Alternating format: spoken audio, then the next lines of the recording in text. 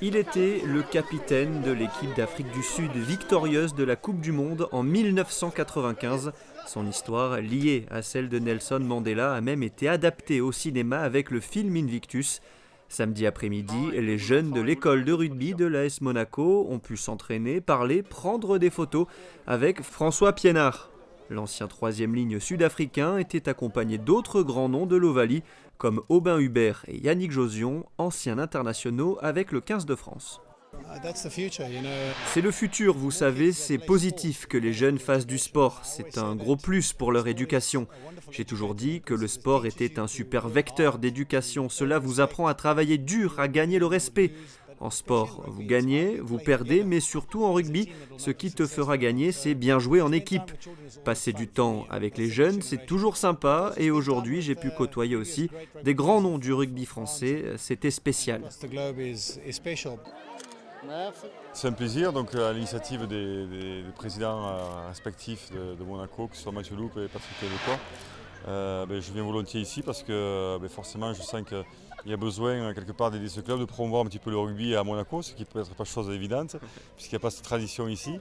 Mais il y a forcément des gamins qui sont heureux de courir avec le ballon ovale.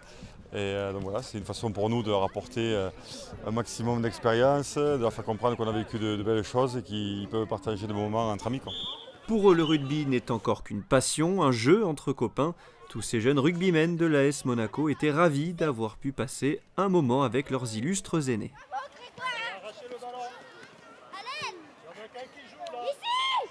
C'est juste tout simplement exceptionnel. Moi, j'attendais ça depuis que je suis plus petit. Bon, après j'ai vu des joueurs, mais bon, j'avais envie tellement de le faire que j'étais très impatient. Et ils ont joué dans des grands clubs et ils ont représenté beaucoup pour le rugby. Merci.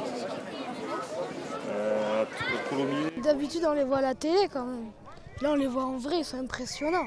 J'ai pu leur demander à quel âge ils ont commencé le rugby et qu'est-ce qu'ils ont ressenti, surtout François quand il a gagné la Coupe du Monde.